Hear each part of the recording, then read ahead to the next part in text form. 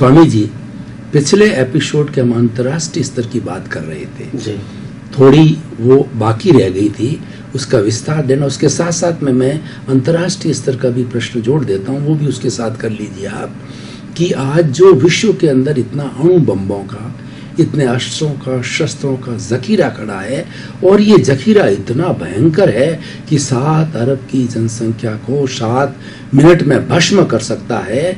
तो क्या इस जखीरे की आवश्यकता है? क्योंकि भारत ने हमेशा जो है ये प्रयोग किए निशस्त्रीकरण से, पंचशील के माध्यम से, इस जखीरे को समाप्त करो तो हमारा अध्यात्म, और क्योंकि सभी जीना चाहते हैं, कोई मरना नहीं चाहता, जखीरे की जरूरत कहाँ है? इसीलिए आप जो है कृपया आप बताइए कि अध्यात्म विज्ञान और नई जो है सोच, नई दृष्टि के हिसाब से जो है हम किस तरीके से इस जखीरे को धीरे धीरे शून्य करें या इसको एकदम लॉकअप कर दें। सबसे पहली बात तो जो पिछले एपिसोड में जो बात हमारी अधूरी थी, समय की मर्यादा के अधीन, इसको हम पहले आगे ले जाते हैं कि हमने जो बताया था कि विश्व में हमारी शक्ति, हमारी संस्कृति, हमारी बाह्य और आंतरिक ताकत और प्रेम, मानवता इतनी हाई लेवल की थी पूरे विश्व के अंदर कि दुनिया के लोग भारत के अंदर विद्या प्राप्त करने के लिए, ज्ञान प्राप्त करने के लिए, टेक्नोलॉजी प्राप्त करने के लिए, जीवन जीने की कला प्राप्त करने के लिए, सिद्धियां शक्तियां प्राप्त करने के लिए और आत्मा की अनंत शक्तियों को अनुभव करने का मार्गदर्शन प्राप्त करने के लिए, विद्या प्राप्त करने के लिए यहाँ भारतवर्ष में आते थे और ज्ञान प्राप्त करके वो अपने देश में चले जाते थे। और ये भारत की महान संस्कृति की वो हर समय इज्जत करते थे। आखिर हमारी ये संस्कृति, हमारी ये विद्या, हमारी ये शक्ति कहाँ चली गई? कोई जगह नहीं चली गई है, यहाँ ही है, जाई नहीं है यहाँ। मगर क्योंकि आज हमारी संस्कृति मुसलमान ने जो राज किया और अंग्रेजों ने राज किया, उन्होंने हमारी संस्कृति को, हमारे धर्म को, हमारी आंतरिक ताकत को परिवर्तित कर दिया, भ्रष्ट कर दिया, लोगों को मोहान्वित कर दिया। और बाह्य शक्ति की ताकत बहुत बड़ी है, इससे बड़ी कोई ताकत नहीं है, ऐसा बता के, ऐसा पढ़ा के, ऐसा सुना के और इसी चीजों में हमको अट्रैक्ट करके, इन शॉर्ट 5 इंद्रियों के विषय में हमको जागृत करके वो यहाँ से चले गए। और आज हम वही 5 इंद्रियों के विषयों में, जो कान को पसंद है सुनना, उसमें हम डूब गए। आंखों को पसंद है देखना, उसमें हम डूब गए। नाकों को पसंद है स्मेल लेना अच्छी, उसमें हम डूब गए। जीभ को पसंद है अच्छी अच्छी तरह वैरायटीज का खाना खाना, उसमें हम डूब गए। शरीर को स्पर्श का विषय अच्छा लगता है, उसमें हम डूब गए। यानी हम 5 इंद्रियों के विषय में डूब गए। और इसीलिए हमारी जो आंतरिक शक्ति थी वो सुसुप्त हो गई। और हमारा जो संस्कार था, अतिथि देवो भव, जो मानवता की हाई लेवल के वो संस्कार थे, जो हमारे हिंदुस्तान का एक रूट था कि आखिर हिंदुस्तान के अंदर कोई भी व्यक्ति आता है, चाहे देश का है चाहे विदेश का है, हम ऐसा नहीं समझते थे कि उनकी जात क्या है, बात क्या है, उनका धर्म क्या है, उनका देश क्या है, वो हम नहीं जानते थे और न जानना मानते थे। मगर हम ये करते थे, अगर हमारे आंगन में कोई अतिथि आता है, हम इसका सत्कार करते थे, उसको खाना पीना रहना सब कुछ देते थे। और उनके 2, 4, 5, 15 दिन या 1 महीना या 6 महीना भी रहना है उनको शिक्षा के लिए, तो हम रखते थे। उसके लिए कोई पैसा नहीं मांगते थे, नंबर 1।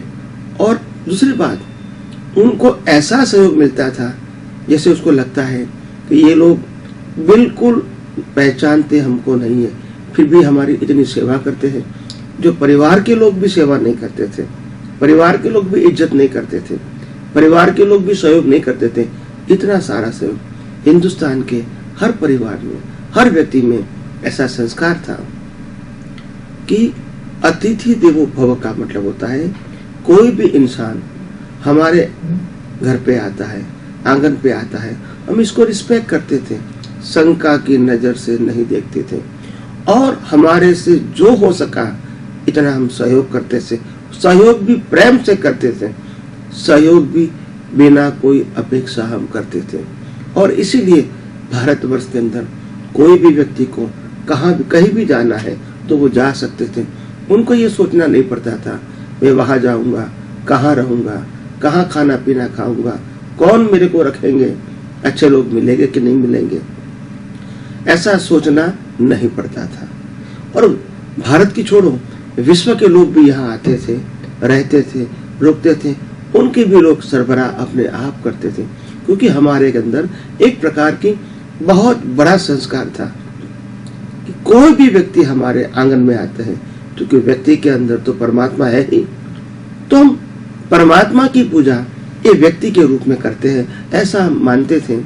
और इसीलिए उस समय देवी देवता भी यहाँ भारतवर्ष अंदर आते जाते रहते थे और लोगों को सहाय और हेल्प भी करते थे, क्योंकि लोग ही देवी देवता जैसा जीवन जीते थे, पवित्र जीवन जीते थे, 5 इंद्रियों के विषय से वो मुक्त थे, आंतरिक शक्तियों को जागृत करने के लिए जीते थे।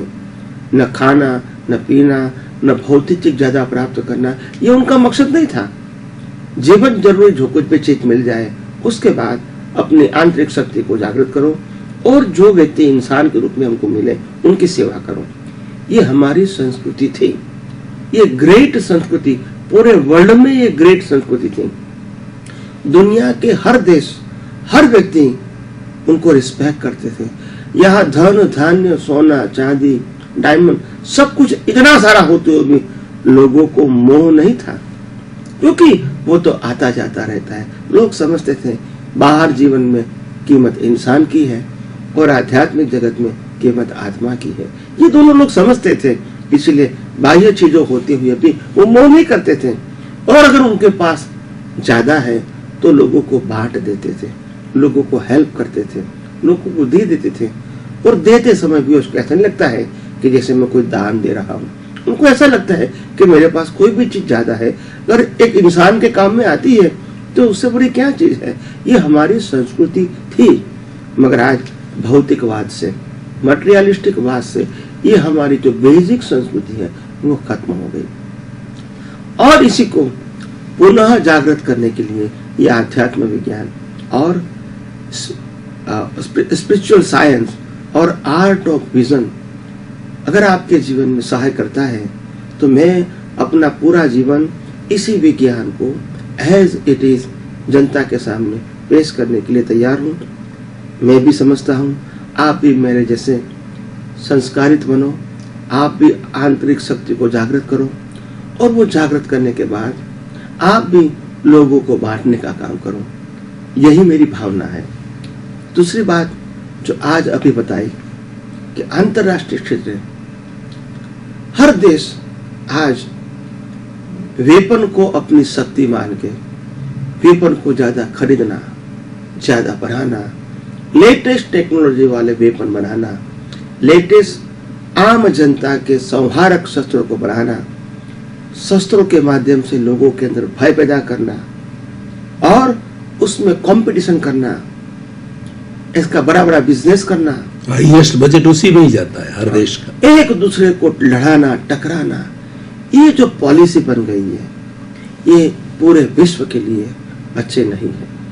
मैं समझता हूँ अगर विश्व के अंदर प्रेम और भाईचारा बढ़े, आत्मविश्वास बढ़े, सरहदें जो है सिर्फ नाम की रहे, कोई भी व्यक्ति को कहीं भी जाने का अधिकार है, कोई भी व्यक्ति को कहीं रहने का अधिकार है, कोई भी व्यक्ति को कहीं से भी शिक्षा प्राप्त करने का अधिकार है, कोई भी व्यक्ति को कहीं से भी पैसा कमाने का अधिकार है, ऐसा अगर विश्व में होता है, अगर सब में इंसानियत आ जाती है, ये भेद मिट जाएंगे।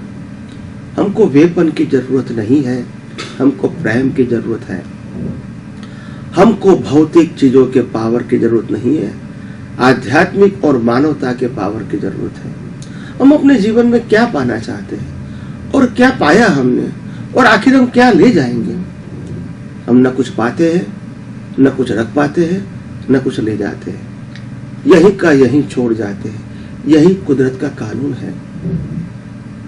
तो आइए हम सब विनाशी साधनों से मुक्त रहे और यूनो के अंदर ऐसा नियम बनाए कि कोई भी देश कोई भी प्रकार का हथियार न बनाए, न किसी को बेचे, न किसी को उपयोग करे, और जो यूनो की संस्था है पूरे विश्व को सलामत रखे, ताकि एक ही जगह पे लश्कर रहेगा, एक ही संस्था का कंट्रोल रहेगा और एक ही संस्था का कंट्रोल पूरे विश्व पे रहेगा। तो न कंपटीशन होगी, न कंपैरिजन होगी, हथियार बनाने की न होड़ बनेगी, हथियार बेचने की होड़ नहीं बनेगी, हथियार खरीदने की होड़ नहीं बनेगी, और हथियार को यूज करने की होड़ नहीं बनेगी।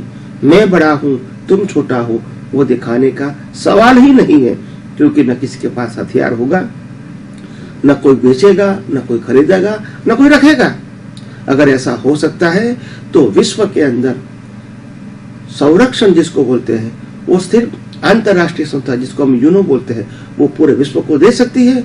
तो ये जो संहारक हथियार के अंदर हमारी जो शक्तियां हैं, पैसे हैं, वेस्ट होता है, इंसान की बर्बादी होती है, लोगों के अंदर भय पैदा करता है, और हमारा विकास ऐसी विनाशक संहारक शक्ति से हट जाता है, मिट जाता है, और ये मानव समाज के लिए बिल्कुल खतरनाक है।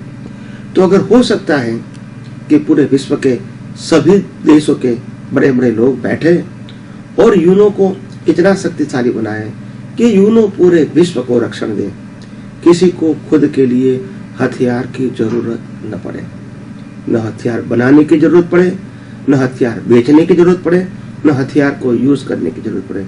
कोई भी व्यक्ति अपनी मर्यादा से बाहर जाए तो यूनो ही इसका कंट्रोल करेंगे, और बाकी इंसान के लिए इंसानियत के नाते खाने का, पीने का, कमाने का, रहने का, पैसा कमाने का, पढ़ने का हर व्यक्ति को पूरे विश्व में अधिकार होगा।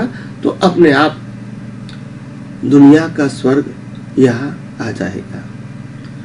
हम तो ये भावना करते हैं, हम तो ये सोचते हैं, हम सब ये भावना करें कि ऐसा दिन आए और लोगों के अंदर प्रेम, मैत्री, भाईचारा, अभेदता, वसुदैव कुटुंबकम और अतिथि देवों की भावना पुनः जागृत हुए और पूरा विश्व इस स्वर्ग बन जाए। यही हमारी मंगल कामना है।